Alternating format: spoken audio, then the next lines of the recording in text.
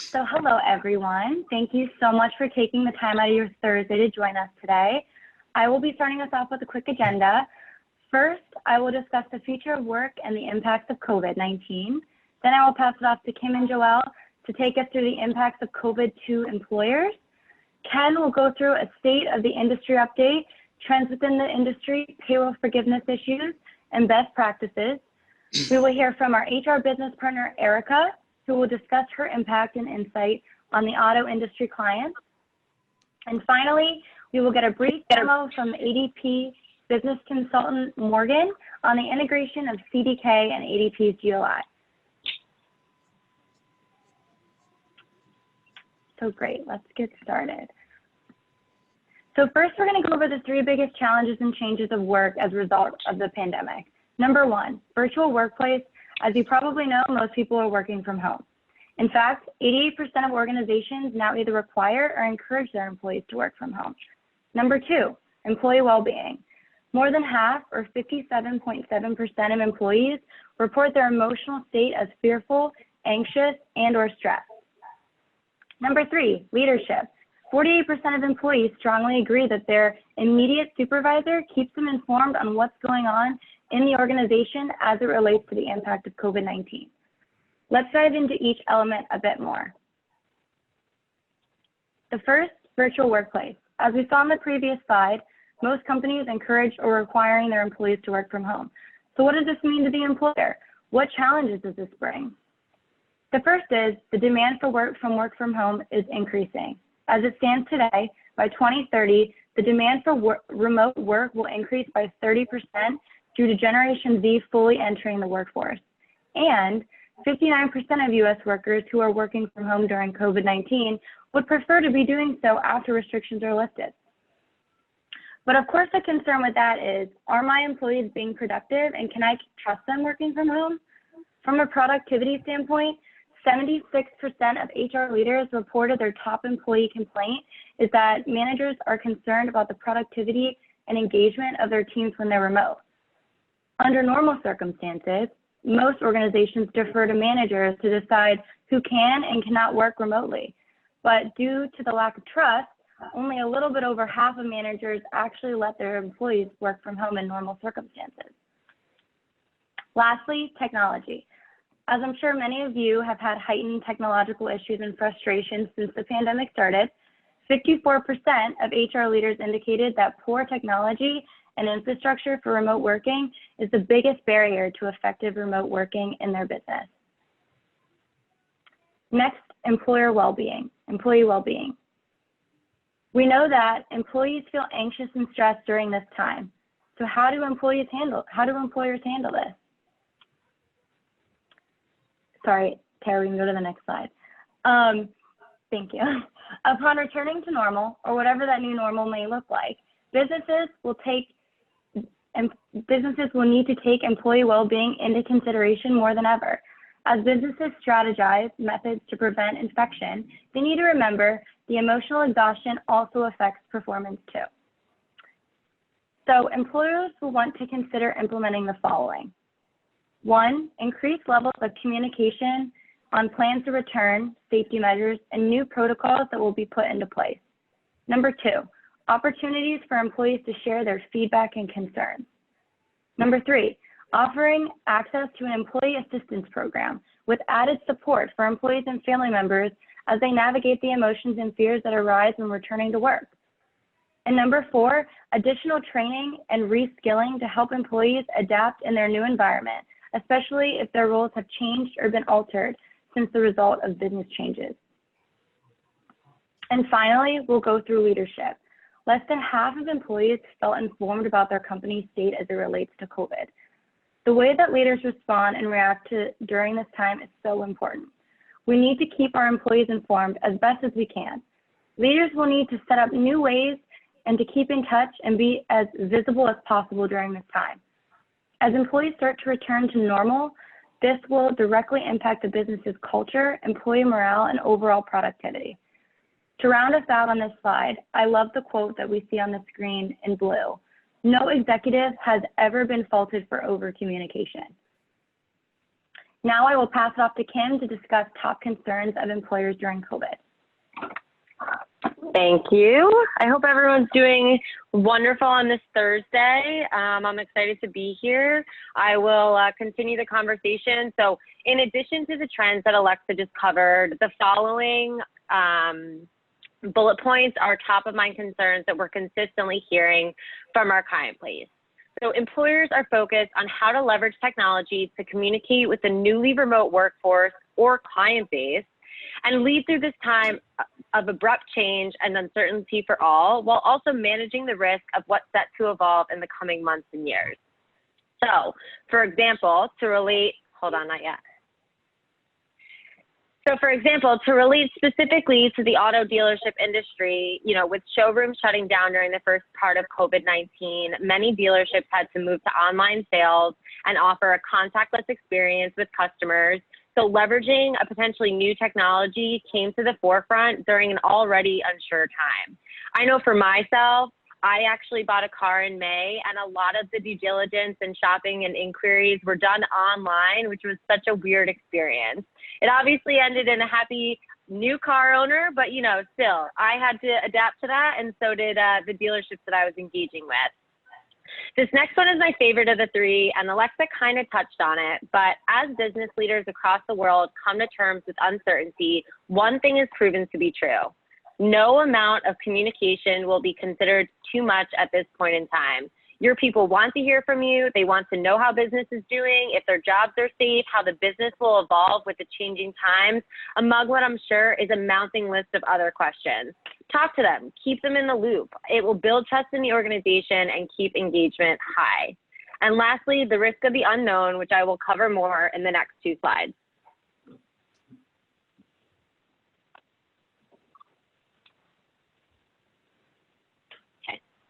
In the span of a few weeks, the world's economy traveled from a path of cautious observation and common sense health advisories to massive cancellations, business shutdowns, and work from home mandates. Even the biggest corporations in the country like JP Morgan, AT&T, Google, Amazon, Nike, Facebook, all had to virtualize business operations as social distancing continues to be a best practice to flatten the curve of contagion. Coronavirus, it turns out, might be the great catalyst for business transformation. Right now, we're hearing three key areas that are top of mind for our clients. Whether it be professional, organizational, or personal level, the pandemic really turned the world on its head and has caused almost every single business to reevaluate how they are currently operating. In terms of profit and cost stability, businesses were hit hard by the pandemic, and many operating processes need to be reevaluated to close potential profit leaks. On an organizational front, creating and maintaining a culture has proven to be more difficult than ever, but it's extremely important because it ties directly to employee engagement, and happy employees are productive employees, and productive employees contribute positively to a business's bottom line. And last but certainly not least, I know that Ken will dive into a State of the Union in a few minutes here, but now more so than ever, we have so many reasons that an organization needs additional compliance support. Check out this next slide. Hi, everyone. Thank you. Go ahead. Talk about the risk of the unknown. Compliance has definitely become more complicated during these unprecedented times. This slide is just a drop in the pond of the questions we've received from clients and what business owners need to be thinking of as they develop a safe return to work strategy that works for all employees. So all these questions are not new or shocking to you, it can be overwhelming to your staff, especially without the proper support, because on top of potentially rehiring the workforce and ensuring onboarding is going smoothly, your HR team now has to build out an employee handbook to discuss social distancing, stagger the schedule so that too many people are not on site, and put a plan into place that allows employees to voice potential concerns or willingness to return to work at all. And that's just to name a few. So it's quite overwhelming, and it's one area that a business cannot afford to fall short of while bouncing back in the upcoming quarter.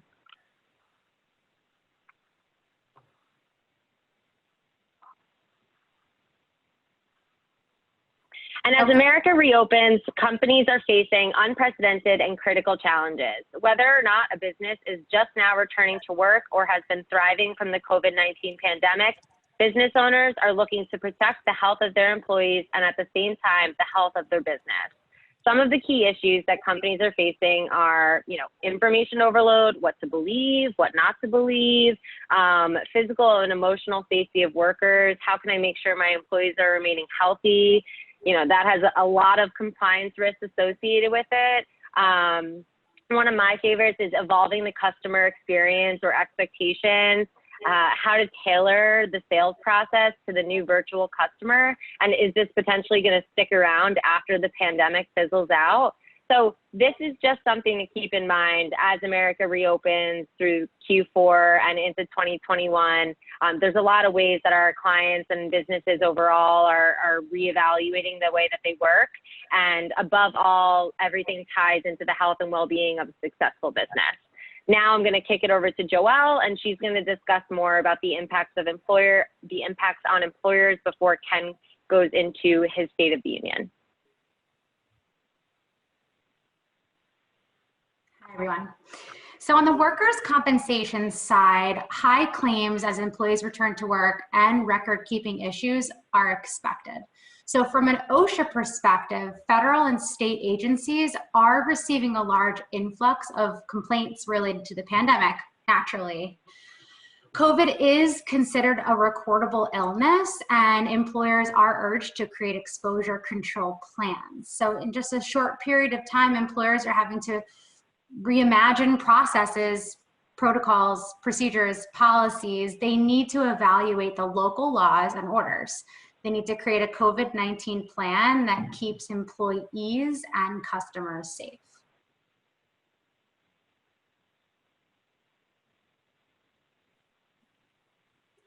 So how does the risk impact the P&L?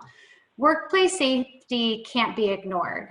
Threats come in many forms. It's important as any form of risks, including employment laws, workplace safety, and healthcare reform can impact the P&L.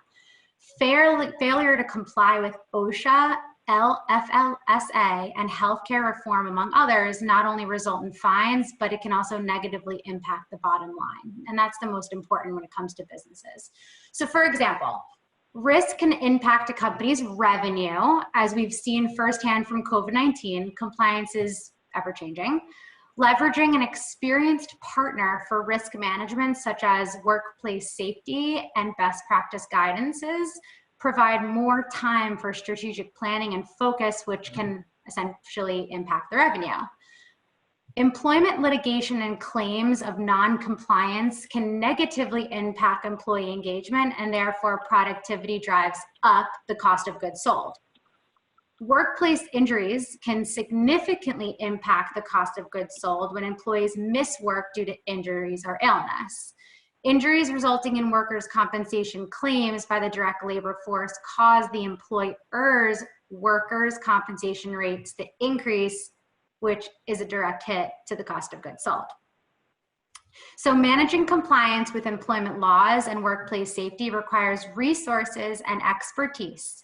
Employing this kind of expertise can be costly, right? Which operating expenses is why the world-class organizations leverage strategic partnerships to help them meet compliance obligation while essentially controlling cost. The cost of OSHA fines and employment discrimination claims affects the non-operating expense. Employers can help control these expenses by driving a culture of compliance with the organization.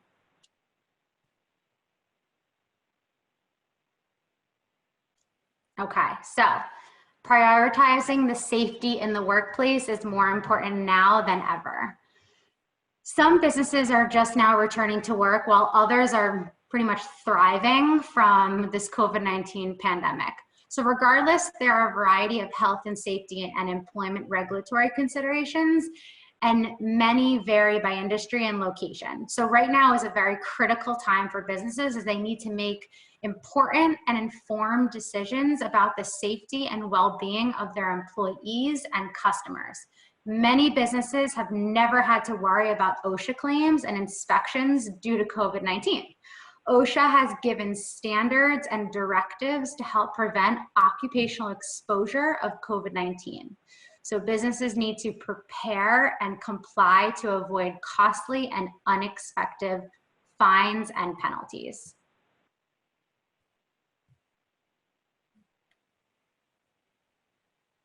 Okay, so workplace considerations. Providing a safe and OSHA compliant workspace is critical during these crazy times and to avoid risk and promote employee engagement. As you and your clients navigate safely, bringing employees back to work safer and employee health screening, worksite precautions, and workplace procedures are all areas that need to be carefully considered. I won't get into everything. However, I think a couple things to note is preparing an infectious disease response plan, safety training, screening programs, temperature checks immediately upon entering, an office, a building, and so forth. Infection control. So obviously it varies by workplace. For example, OSHA and the CDC suggested guidance specifically covers healthcare versus non-healthcare businesses. Employees with reported COVID-19 symptoms, there's virtual ways to document this where they can actually say, hey, have you ever been, in contact with anyone with COVID in the last 24 hours? We need to know that. Employers need to know that. And OSHA record keeping and industry specific guidelines from OSHA, CDC, or AIHA.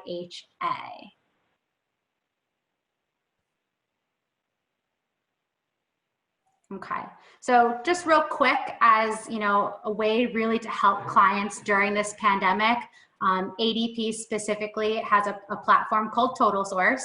It is considered a PEO, so Total Source offers additional assistance when it comes to understanding how to best manage these employees, limit risk, and maintain company culture during and after the pandemic.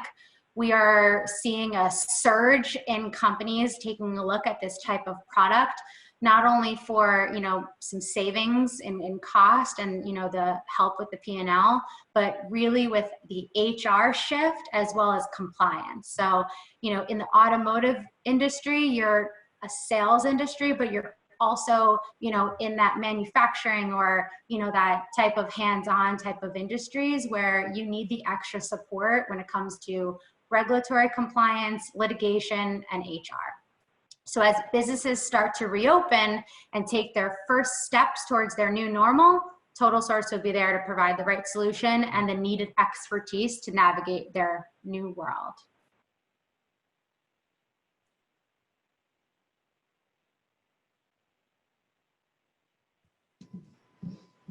Thanks, Joelle and Kim and Alexa. It was fun having a conversation with you guys.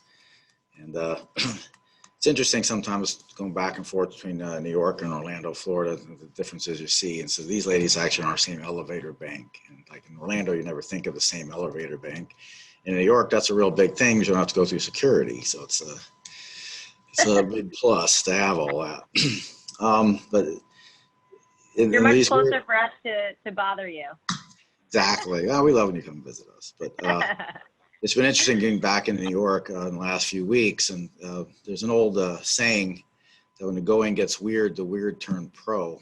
And that was by an author back in the 70s.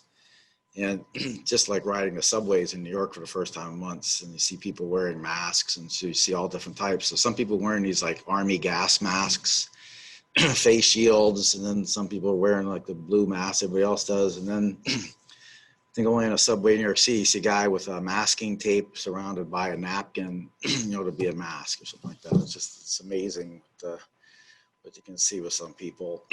But I guess that qualified as a mask. And and then you come to Orlando, in the sunny Orlando, and people like hate wearing masks, and they usually take them off until they get right into a building or something like that. So it's been interesting to see the differences in cultures.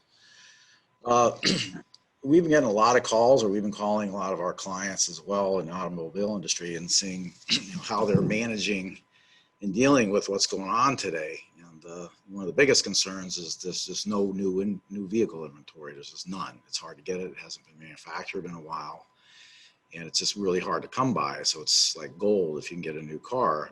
And because of that, the lift in gross profit is almost at unprecedented rates. I mean, some of our franchises that normally work on heavy volume and low gross are now working on low volume and high gross. And whether or not that frame of mind can stay intact for a while is yet to be seen.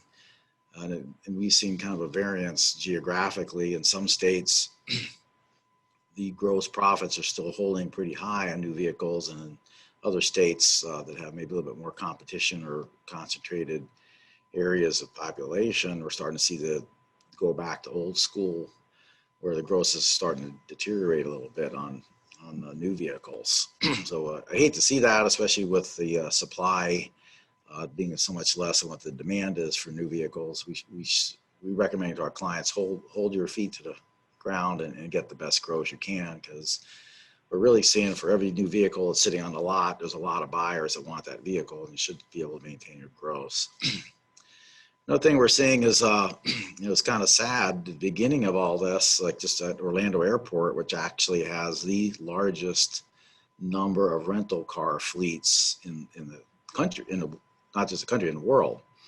And in one day, there's a lot of these open fields out around the airport in Orlando, and then 2 days later, they had almost 300,000 vehicles from rental car fleets surrounding the airport.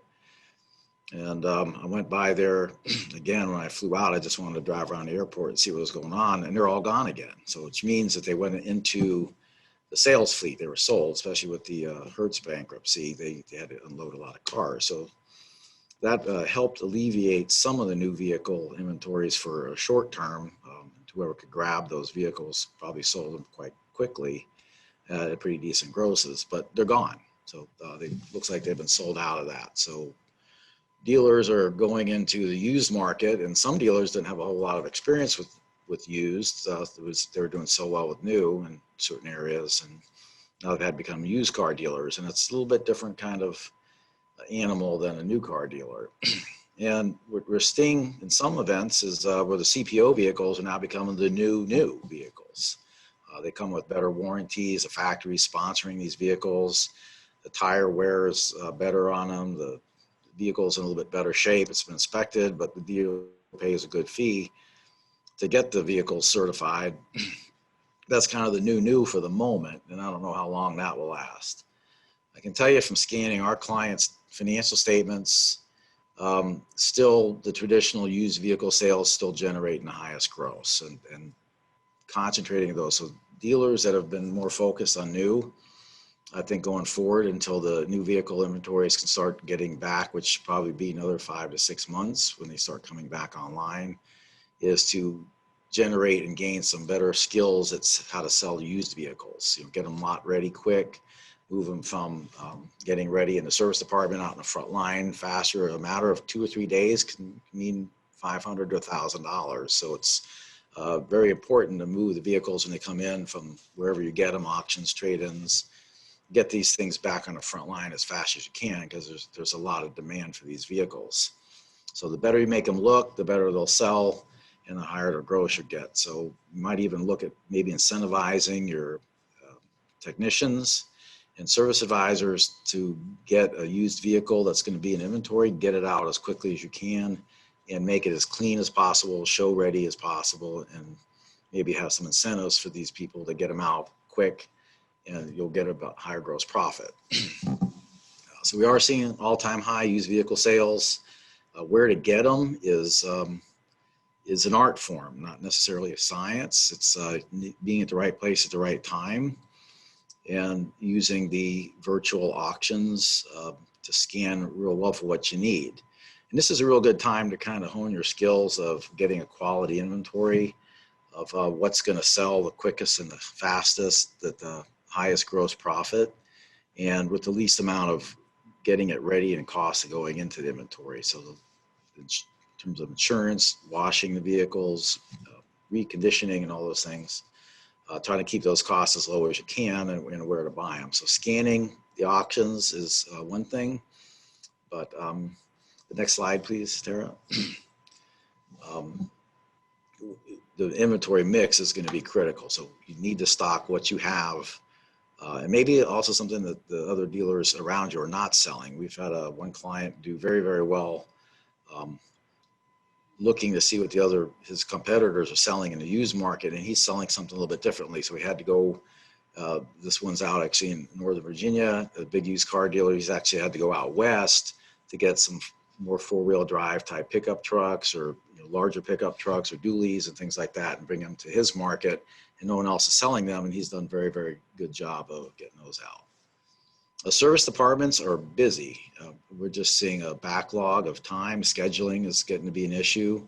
So developing some scheduling skills is critical, and how to pace your service technicians, get them to keep them as productive as they can be.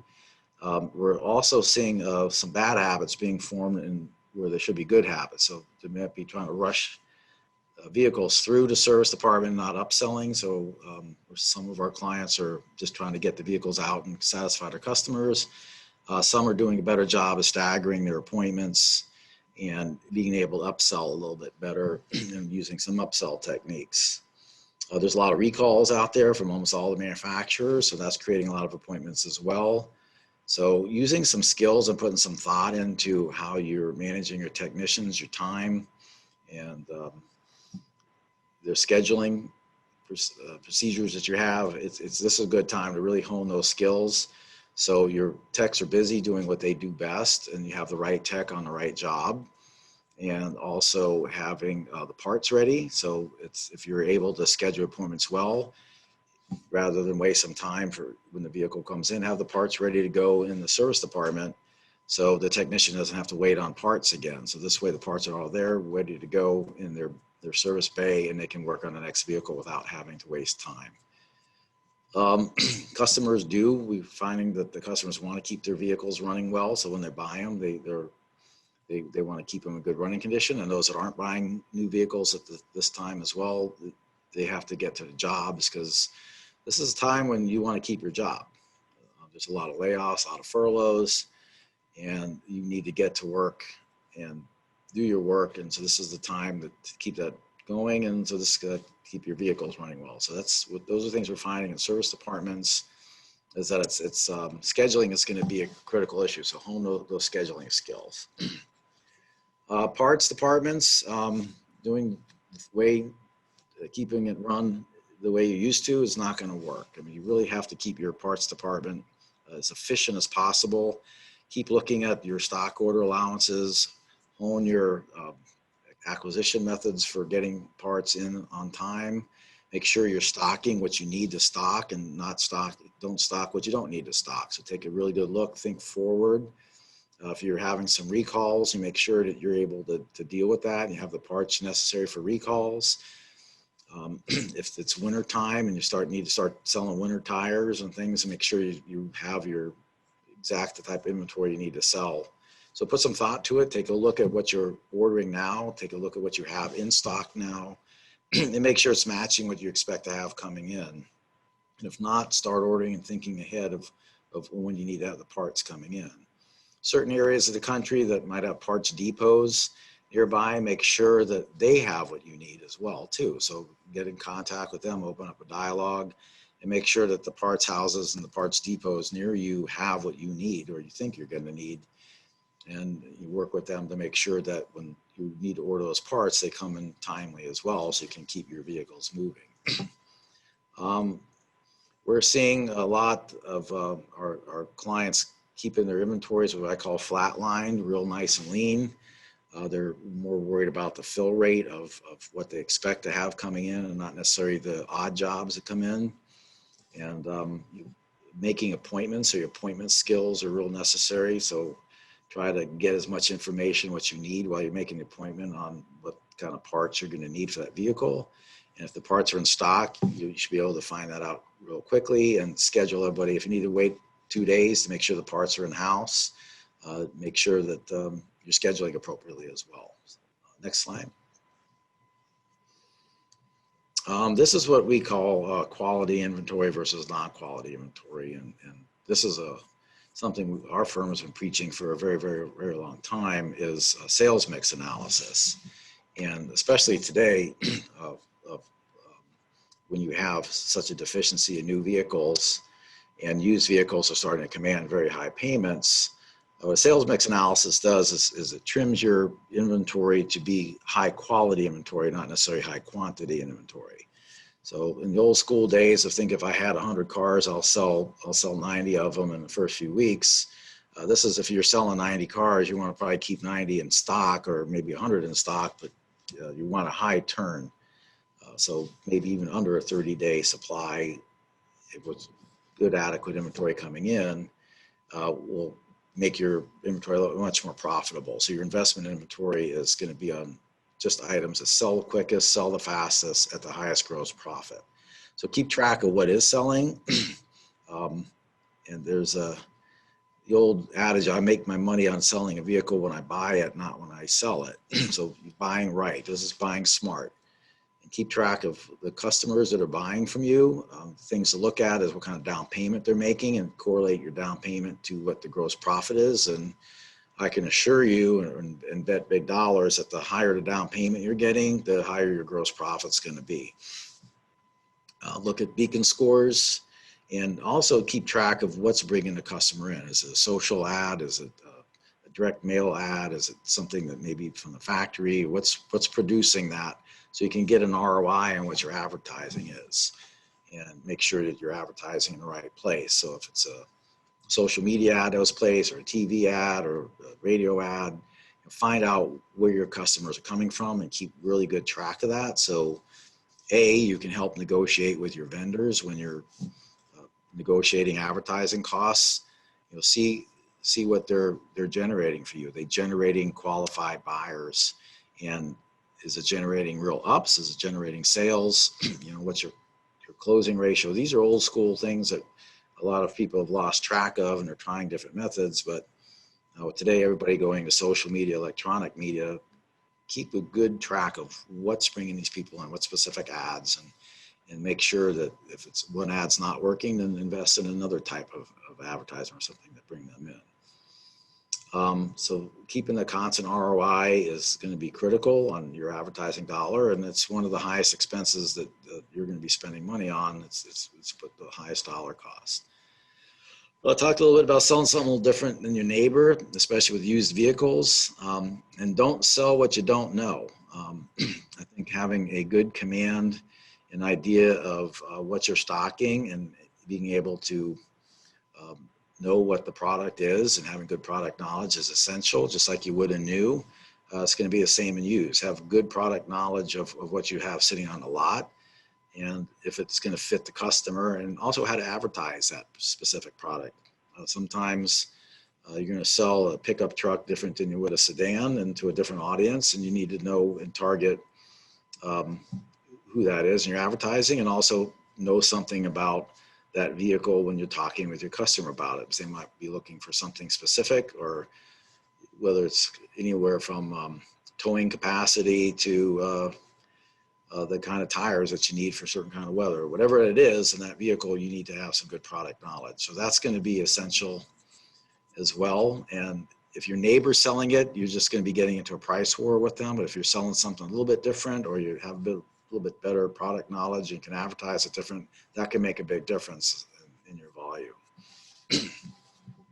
We're lucky here in Orlando to have some of the largest auctions in the country right in our vicinity. We have the two largest ones, and keep track of what they're selling and what people are paying. There's a lot of online services to determine what other people are paying, and your competitors are paying for units in the auction. But so do your homework, see what they have for sale prior to having the actual auction. Do some homework, scan what they have in inventory, what you're interested in, put a floor and a ceiling on what you're willing to get in to that vehicle for, and find out who's repping the vehicles, and maybe ahead of time before you buy that vehicle, you bid on it, get some information on it.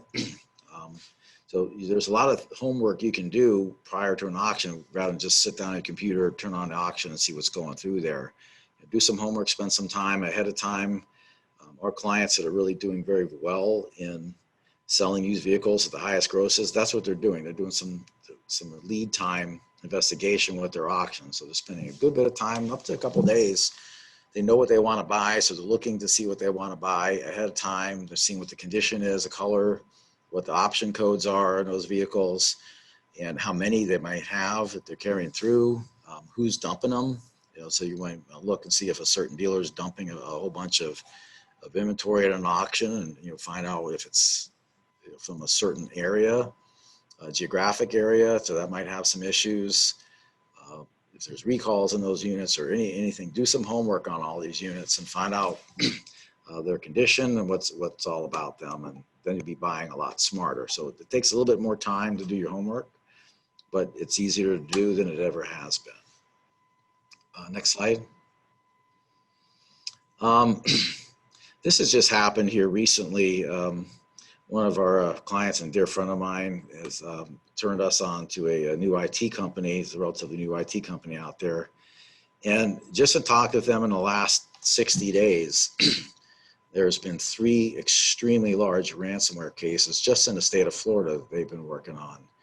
And I was actually talking to the president of the company just the other day about what's the cause of this. Why is this happening, and why is it in Florida? That was one of the questions I had. I don't know if it was just germane to the state of Florida or elsewhere, but it's happening everywhere. So put yourself in a defensive posture with your IT.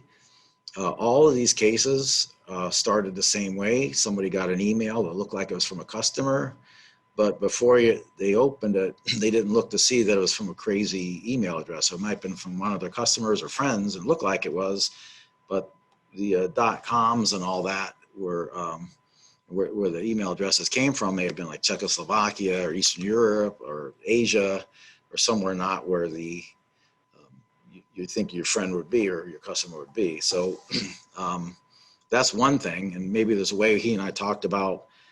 Is there a way to monitor that when it comes up ahead of time? So if it's not a registered email, kick it out. So start fine-tuning your IT. In all these cases, the ransom was huge. It was over $500,000 and some actually in the millions of dollars. So giant number to get out of it. And what this company is able to do was turn things around, reverse a lot of the problems. But the dealership was down for a few days, and these were not small dealerships. These are all large dealer groups that multiple franchises, multiple locations, and it infected their system so bad they were just literally shut down. And it is costly. It costs a lot of money to get out of it, a lot less than the ransom would have been. But it was just a massive upheaval of their system. So take a aggressive approach in making sure that your system is monitoring for bad email addresses, bad websites, or anything like that. So these are things you want to protect yourself against. And this is all very recent. So these are happening now. One of the concerns that we've had, and we've talked to a lot of other clients, are you prepared for this? Are you ready to, how can you handle going down? It's not a good time to go down with people working remote. Or you have a lot of data coming through at one time. There's a lot of sales are very robust. So this is not a good time to go down for a week or so and be held ransom. So start today. Take a very, very, very aggressive approach in making sure that your IT systems are secure. And if there's anything you get out of today other than what the ladies said on HR stuff, and from what I have to say, take a very aggressive approach now because this is a big problem and it's very new. Ransomware has been out for a long time, but we're seeing a massive resurgence, and car dealers seem to be a big target for this. So, again, I can't overemphasize enough. Technicians, we're finding a lot of our clients are really, really hard up for getting some good technicians and salespeople, but technicians are at a premium. We're seeing unprecedented signing bonuses. We're seeing all kinds of perks that they're trying to give or special pay plans to bring good quality techs at all levels into their dealerships because the service lanes are just jamming busy. And you still don't want to lose sight of upselling making sure that people's, your customers' cars are set to go. And just to get the text, you know, what it takes to get there. So we're seeing all kinds of creative things, from tool bonuses, new toolboxes for signing coming in, large signing bonuses upon starting with the dealership, extra stall space. If you have the capacity in the room for them, you know, giving them a couple extra bays or earning extra bays so they can work at a number of vehicles at one time and keep on moving things quickly through their service departments. So coming up with some innovative pay plans, and on top of obtaining and attracting new technicians, the other side of that is retaining the good ones that you have now. So innovative pay plans and any kind of creative way to keep them going and staying with your dealership versus somebody else's, because if you have a really good tech, chances are they're getting approached by other dealerships to go to work for them. So you need to be very cognizant of the fact that your technicians are being trolled from other dealerships. And if you're not doing the same as well to keep good dealership technicians in your dealership, you know, it's something you might be overlooking. Next slide. We get a lot of questions on this. Our firm, we were really lucky and very proud to say that our firm was at the forefront of this from day one. Our technology team did an enormous job of getting our clients with the PPP loans. We were up over about $30 million, I believe was the number, somewhere around there, in loans that we got for our clients. And now we're working on forgiveness issues. The only advice I could really give you, I'm not the firm expert on this, but I'll try to go through what I can, is don't be in a rush to get to forgiveness. Right now, the laws are changing every day. There's a day goes by, our tech team that's working on this, they just pull their hair out. Can you believe this changed again, or this changed again? Well, the form's changing. All the banks that we talk with, believe me, we're talking with every single bank we've dealt with, and then some. And it's like, what are you guys doing? Where are you with this? Where's your technology set up? And a lot of banks tripped over themselves getting the system set up to produce the loans. They don't want us to make the same mistake in the forgiveness of the loans. So banks are being real smart too, so don't rush them. They want to make sure that their technology is on top of things. And so when the packages do come through and the laws are final, they're set to go. They're not going to rush it. We saw a lot of banks try to rush getting into this, and it was a nightmare. And it created a lot of frustration. So the banks are being smart now, and they're taking their time. They want to do it right. There is time. It's been extended. So what do we do in the meantime? One is the big thing that drives all this is the full-time equivalence. So that's kind of the mantra here. And so for a lot of our clients, we're keeping track of where they are at the full-time equivalence. I know that some of the banks that's a big part of their forms. Imagine the people like ADP have their own little algorithms of figuring out what you need to do to keep where you're at with full-time equivalents, where you are today, where you need to be when this is all done. So constantly monitor that. Unfortunately, in certain parts of the country where we have clients, it's very difficult to bring people back. They've either disappeared, they've gone somewhere else, or you don't need them, you're doing more with less.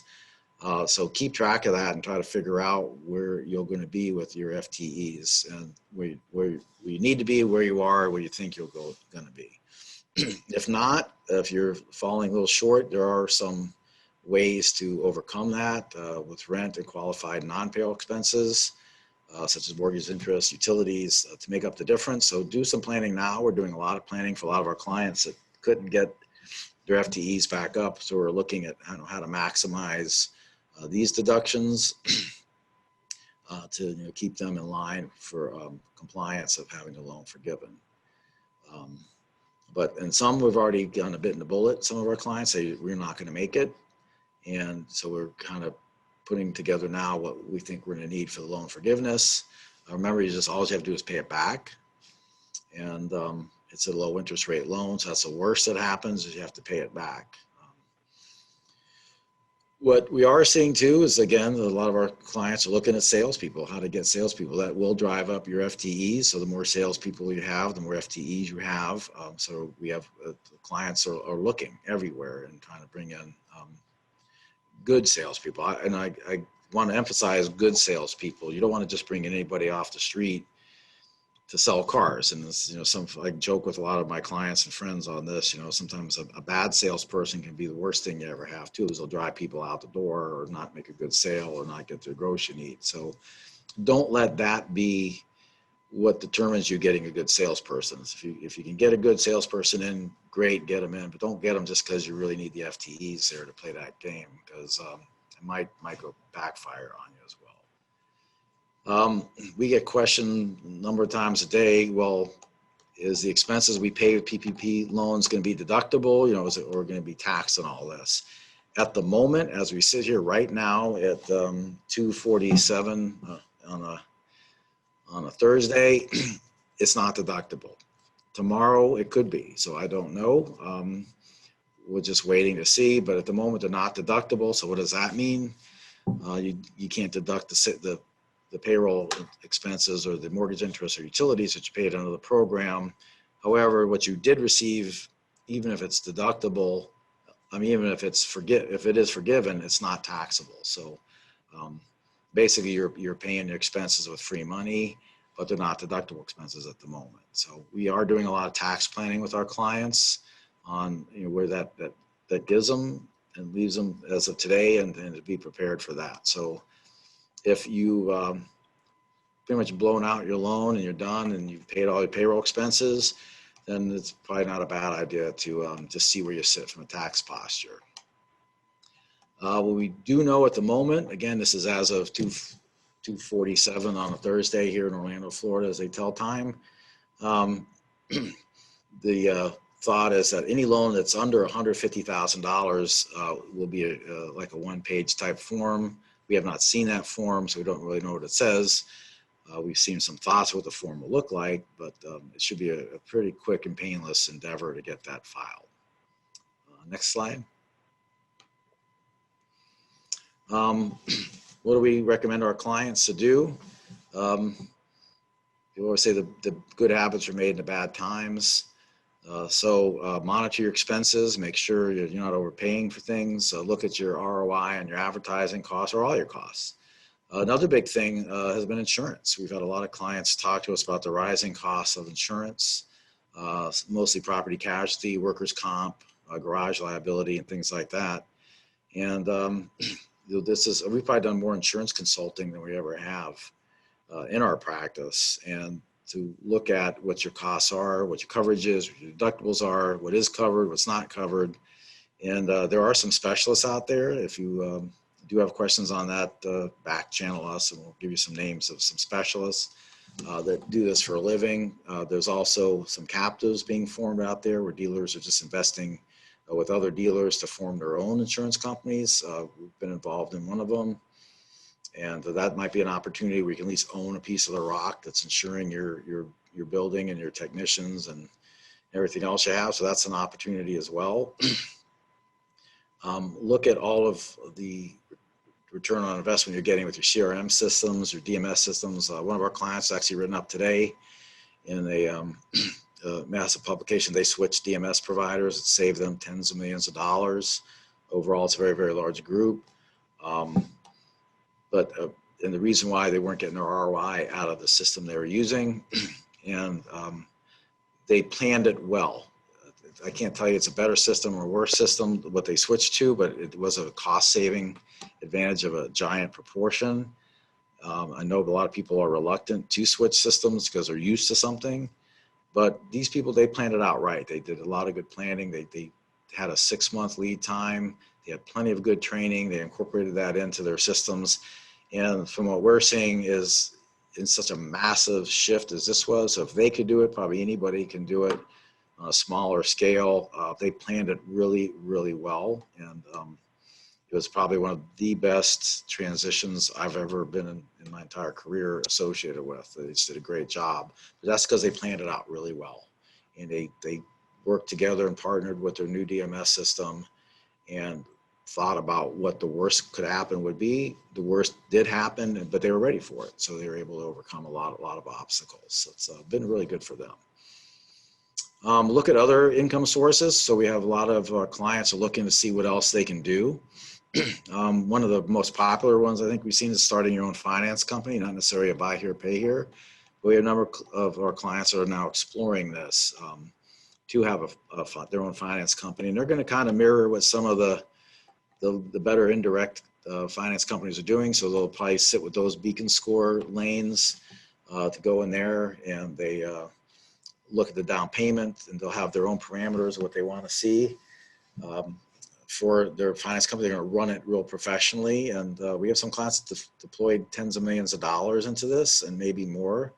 And they think that their return on investment would be better than they could get if they had an offset account or other investment objectives, vehicles that they use. So this should give them a really good ROI on money on a business that they actually know real well. So we have another number of clients that are going this way. And they're not really looking at low beacon score type contracts, or looking at high beacon score type contracts where they think they can be competitive and set their own margins and with their indirect finance sources. So this is an idea, it's an option, but we are starting to see some traction with that. Another thing to do is do some ROI with your current indirect lenders. Do some analysis, make sure they're getting your deals, giving you best deals, best spreads. They're writing deep and for you, and the ones that aren't, maybe consider not using them for some reason, and the ones that are, maybe start negotiating a better type of deal with them. Say, okay, we've given you a lot more than we expected. We originally were at this level, now we're at this level. We think we'd like to get a little bit more back in that. And I think you'll see that they're ready to move with you on that and be a better partner if you're giving them more business. So you might be able to make some more attractive type arrangements with some indirect finance companies. Now, I think they have a bigger appetite for it. And so you might be able to make some more money there. Next slide. All right. This is now Erica. Okay, so Erica is going to speak now. She's our HR business partner here at ADP. She's great. She's going to discuss her success stories within the auto industry. But I did really want to quickly mention, to please feel free to pick her brain. She's super knowledgeable. You have her in front of you, and you should pick her brain about any HR. If you need HR feedback, or if you have any questions, feel free to unmute yourself or type them in the chat, and we'll make sure we go through those. Erica, right. Take it away. Thank you. Welcome, welcome, welcome. So as she mentioned, I am an HR business partner with Total Source. I currently partner with approximately 9 dealerships within the tri-state area. During this pandemic, we actually we became best friends, right? I had the general managers, the CEOs, the president of companies just reaching out, basically saying, what do we do? How do we go from here? We answered questions about the PPP program, safety and compliance, the cost of hiring, onboarding, how do we strategically bring people in and keep them at a safe distance?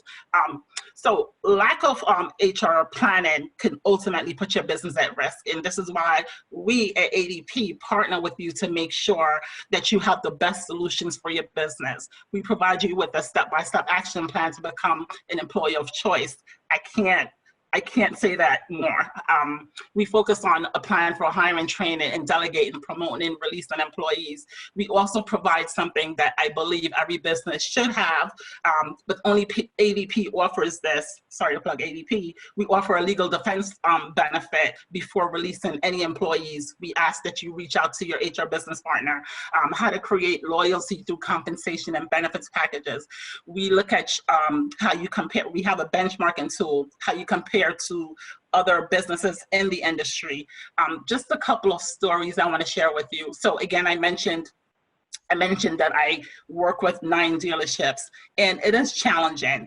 Some dealerships had more service advisors than others. Some dealerships had fewer service advisors, and so we just had to work out a plan on who would come into work. So being in the auto industry, it is considered an essential business as far as parts and just getting your cars fixed.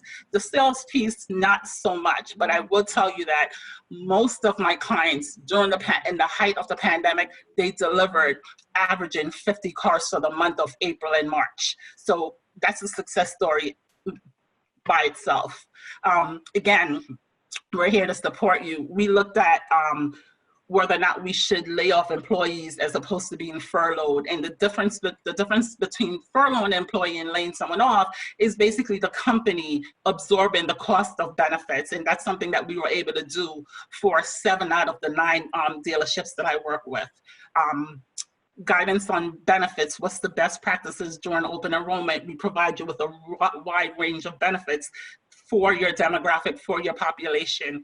Again, ADP, just having a relationship with, again, if I started out as just a co-employer and I was able to build like solid relationships, not just with the owners, not just with the CEOs, but also with the employees, because they were able to reach out to us during the pandemic. Another thing that I did during the pandemic, my hours were from 8:30 to 5:30. I extended my hours from 7 a.m. to 8 o'clock at night just to be able to answer and support our employees in this industry. And I will leave you with that.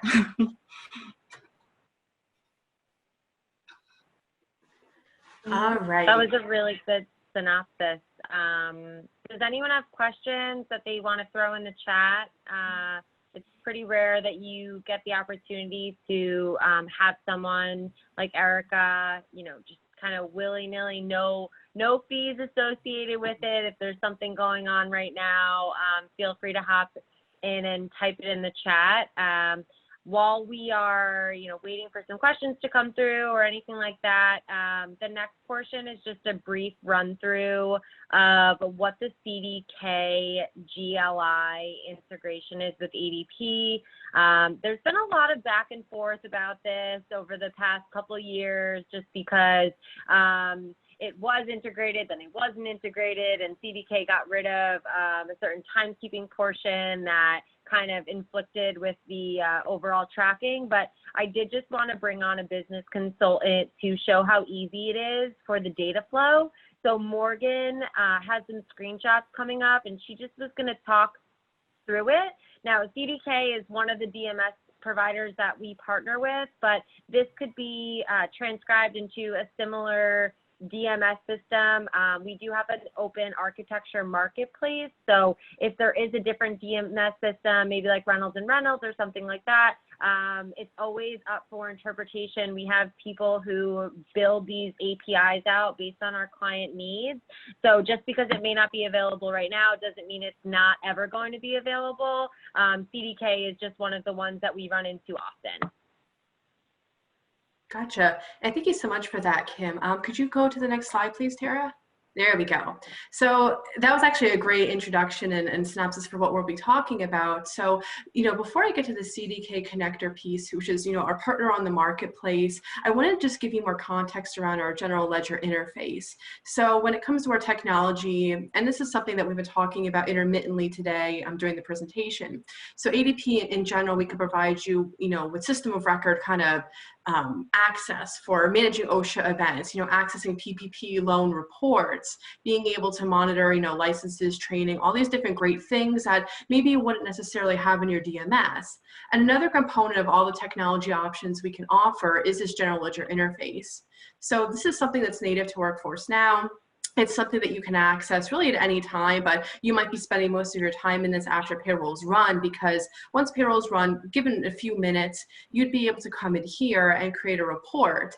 Now, the beauty of that is being able to essentially, do some research before you actually send that information over to CDK. So you don't have to worry about it getting over there, and then you have to rework the data. And it's also great having the integration, because you don't have to worry about maybe you export it, you're going to get ready to import it, and then you have maybe an employee question, you get sidetracked. So this integration is really great for efficiency's sake and making sure that's a smooth transition over every time you run payroll. So the first part of this really is creating the file, which is very simple. And if you could advance to the next slide, please. Thank you. It's really just coming in here and choosing that last payroll run or whatever payroll you want to have included in this, you know, giving it a fun name, pretty simple. And then if you wanted to do any accruals associated with it, our accruals are percentage based, you know, which you can calculate based on the days you need to accrue. So those are the other, you know, components to put this in. But after that, you know, Tara, one more time on the next slide, please. Thank you. Essentially, you're going to be able to generate this file, which is something that you can dive into and do some research on before you send everything over. Now, before I give you an example about what this could look like, I will say that, you know, during implementation, you know, for, you know, payroll, and especially with the general ledger interface, we're going to work with you to map your chart of accounts. And then if you ever needed to make a modification to it, you know, you have access in the system to do it yourself, or you can always reach out to service and we can, you know, certainly assist that way too. We have that flexibility. But essentially what I would do is once I, you know, create my file, next slide, please. Thank you. What I'll be able to do is essentially look out for that specific, you know, payroll or that file, whichever payrolls I have in, you know, what my accounting numbers are, the journal entries, all those different details, and the chart of accounts. Now, not only are you able to get oversight into this, but you can also do what we like to call drill down reporting if you wanted to investigate further before you use that CDK integration over. So what that means is, let's just say I have maybe a miscellaneous, you know, account. After a few payrolls, I might be noticing that it's getting a little bit higher than what I expected. So what I'm able to do is take one of my account numbers and I can actually, you know, do a specific report and see what's currently being mapped to that. And also, you know, being informed and making a decision if I want to remap things or if it's just maybe something that's like seasonality, or even amidst the coronavirus, you're having more miscellaneous expenses for certain things. Next slide, please. Thank you. And this is an example of what that drill down report can look like.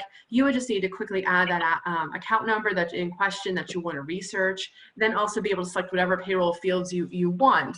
So this is a very simple example. Of course, you want to maybe look by an employee name, a deduction code, also getting into more of like the, you know, labor distribution and hours worked, but there are several other options, you know, depending on what you have in our system as far as modules and technology. So what I was able to do in this screenshot was really, you know, without having to necessarily run a report, on the right side of my screen, I'm able to generate that information pretty quickly and see not only the employees and what's being mapped, but I can also see those different codes and those dollar amounts. And as I mentioned earlier, if you find that over time you really want to remap it because you have a lot of things that for some reason are going to one account that really it shouldn't be going to there anymore, that's something that, again, you can change your mapping preferences or contact us and we can certainly do that for you. But again, I explained all of this to tell you more about the CDK integration. So Tara, my final slide, please. Thank you. This is a connector that we have available on our ADP marketplace. And if you're not familiar with the ADP marketplace, it's basically an ecosystem in itself of a lot of different partners that we vetted over several months that are pretty legitimate as far as providing additional services besides what we have native in Workforce Now, and one of which are connectors, and to this extent, you know, with CDK, specifically with CDK Drive. So when it comes to that general ledger interface I was talking about before, what you can do is, you know, have this connector where, you know, once you're comfortable with everything that is in you know, the general ledger, you can, you know, hit a button or have it automatically, you know, send over to CDK Drive. So that, again, you don't have to worry about exporting it and importing it. And then it's also beneficial because you can benefit from Workforce Now and really being able to see what all those mappings are before you send it over. So that by the time it gets to CDK Drive, you don't have a lot of additional work to do. And then you could still go about your accounting process as usual. For new clients, you know, if you are interested in this, you can access this and look at it on the ADP marketplace. And the implementation time for new clients, they usually say is between 3 to 4 weeks, depending on the client engagement with that. So if you find that you do have some time, you know, you could probably get it sooner than that, depending on how much time, again, that you have. And the only requirements, I mean, for the most part with Workforce Now, and, you know, which is one of our mid-market tools here at ADP, we are able to do most, you know, GL setups, you know, even down to the employee. So if you need to be able to map things out by the employee, that's something that we can certainly do and get that ready for you too. So for the most part, we have a lot of flexibility on most, you know, DMS or most in general ledger and accounting software compatibilities. But for this, what I mean to say by that is that at minimum, you just need to have your first payroll run to utilize this, as well as having your GL, you know, created.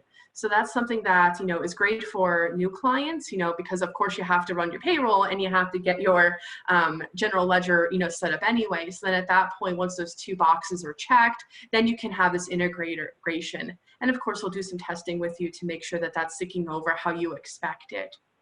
And for the most part, that's really what I had. As I said, there are other, you know, modules and partners that are wonderful for really supporting your business, especially, you know, with all these unprecedented times. And I know earlier we were talking about, you know, having some challenges with like obtaining and you know, keeping those, you know, service techs and whatnot. So even looking at whether that's, you know, our recruitment tool and helping like attract that and making it easy for them to apply and go through that process, or even finding a partner for that, we have a lot of flexibility.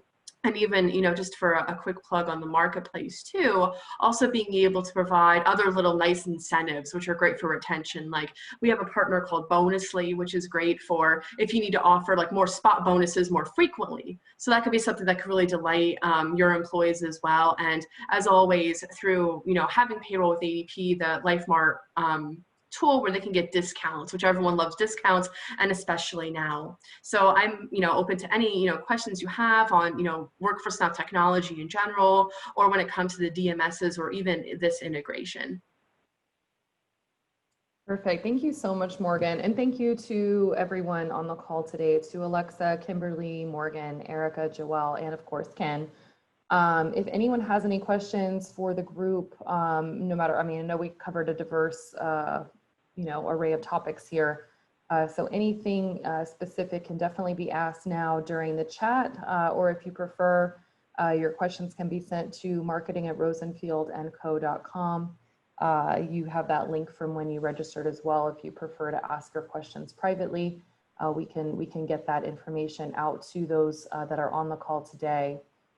I don't see any questions coming through at this moment. I know some of the topics we discussed were a little bit more in sensitive nature. So if anyone on this current call has any questions at all, please email that marketing email address. Those will come to me and I'll make sure I get you in touch with anyone from the ladies or Ken from the call today to help better assist you.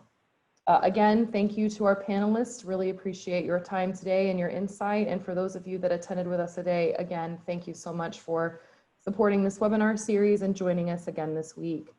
I hope everyone stays safe out there. And again, let us know if you have any questions. We'll have this posted tomorrow on the Rosenfield & Co. website. Thanks. Thank you. Thank Thanks so you. much.